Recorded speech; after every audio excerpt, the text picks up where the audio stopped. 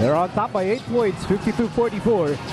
Freeman was the man of the moment for San Miguel in the first half, and a wild shot there para kay Freeman. And for San Miguel Beermen, just watching what Freeman was going to do.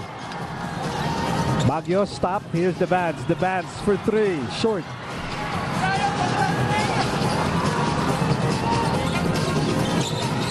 Here's Washington. Nice move. So Alaska is also a very good defense. So San Miguel also gets easier shots when they push the basketball and not allow that defense of Alaska to set up, especially if they have to set up before Diamon Simpson gets to the middle of the paint. Here's Simpson, middle of the paint, but he missed the turnaround, and it'll be last touch on San Miguel.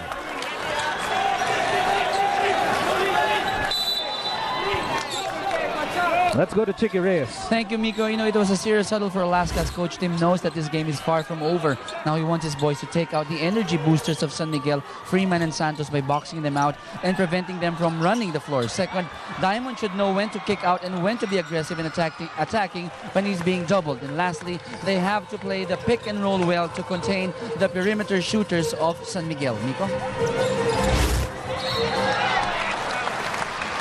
Washington has been very active here on offense para sa San Miguel. And the second person of the year, laban kay Diamon Simpson. Just that play right there, early offense against part of San Miguel, but then they're really not moving that basketball very well. I was looking at the assists of the first half. Alaska has 12 assists in that first half. San Miguel, only 6.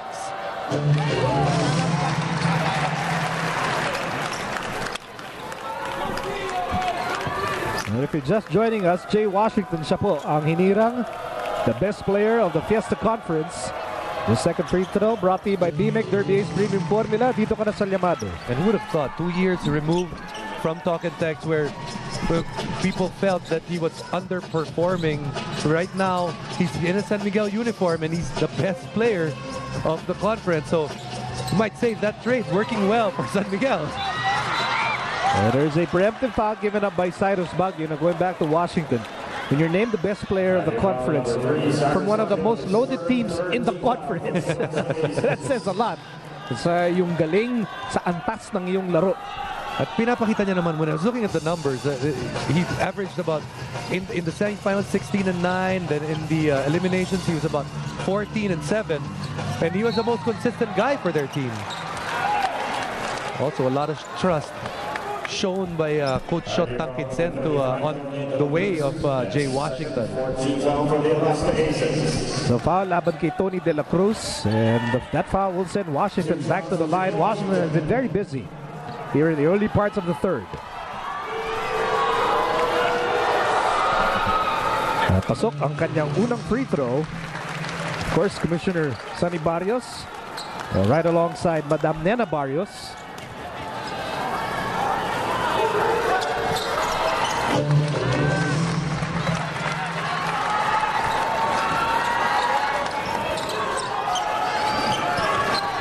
Patuloy ang aksyon dito sa third quarter. 2-point lead for the Alaska Aces. Game number 1 of this best of 7 series.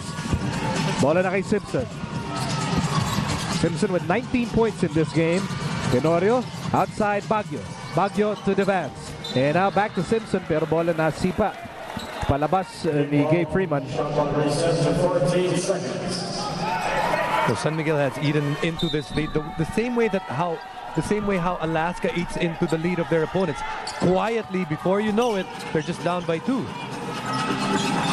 Tap out by Cabagnot. Shot clock will stand at 10 seconds. Under 8 minutes remaining here in the third.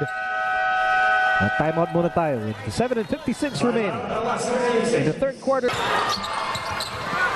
Back with us dito sa third quarter. A miss by Baguio. And there's Simpson again. He missed it, but he will take 2 free throws. So this third quarter, the pace of this third quarter, very slow. But not, what is it, 4th personal foul on Freeman. Sinabi mo lang kanina, diba? Si Freeman, ang problema niya, lagi na pa-foul trouble. And ito, foul trouble na naman. I mean, all tournament long, this has been the weakness in Freeman's game.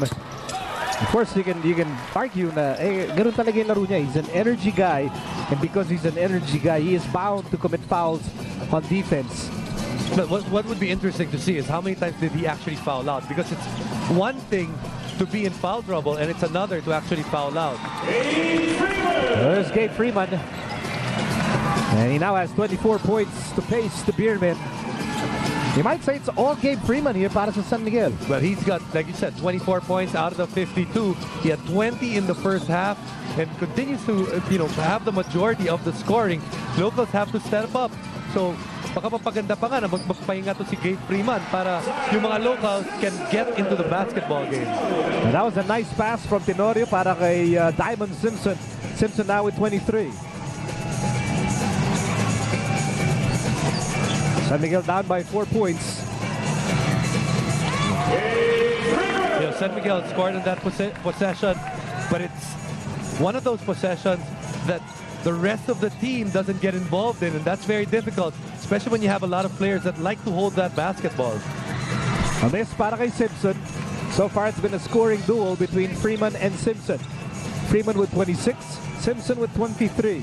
And, this could be trouble here because it's a little too early to give the basketball to one player continuously. San Miguel went to Freeman a little bit too many times. Oh, 3 aces! Missing the chance. And here's Ontiveros, and he missed it.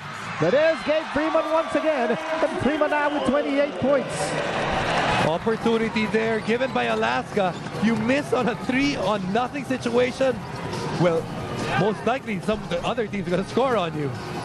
So tabla na naman tayo at 56 all. Alley-oop, Simpson. Boy, the imports are really going at it, Jason.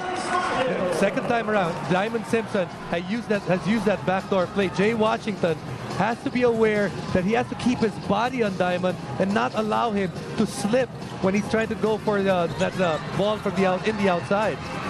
Arwin Santos got his own miss. It's a skill of Arwin Santos that he knows where his miss is going. A miss there by Cabagnot, rebound Simpson. Attacking ngayon si Baguio. Baguio on the move. Baguio steps on the brakes. Eyeball to eyeball with Ontiveros. Sends it outside of Simpson. Diamond Simpson with 25 big points in this ball game. Lamang ng dalawa ang Alaska, 58-56. Shot clock down to 7. Bola na kay Simpson. Back to Tenorio. Tenorio flips it up, and he misses it.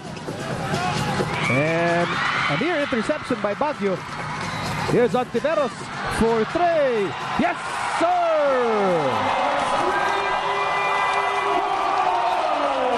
San Miguel just needed that, Miko. They have struggled from that three-point line. Only their third three-point shot. They've attempted 14 times.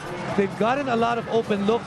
Nothing has really gone for them. Maybe that would do wonders for the confidence of Don Don. Here's De La Cruz. Simpson. Under 5 minutes to go in the third.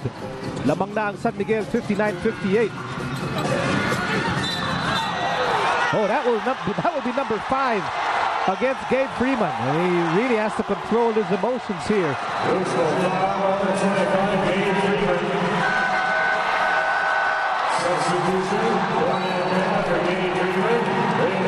Freeman better be careful. 5 personal fouls. He has no choice but to sit down. Here's what happens. Gabe Freeman trying to get, but you can say that he did move into Joe Devance a little. Or the other thing is, you can see he did not go straight up and straight down. Had his shoulder on him. Yeah, there's a technical foul on Gabe Freeman for excessive complaining. And Shotang Ginsen illustrating why Freeman was innocent. But on the opposite side, if you're Coach Sean, you're also saying that even if there was contact, it wasn't really a lot of contact. The ball did not go to Joe Devance's hands because Joe Devance did not time that rebound properly.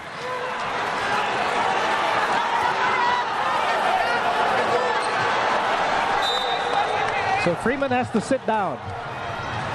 And he has been producing a lot para sa San Miguel in this game. He is the main producer.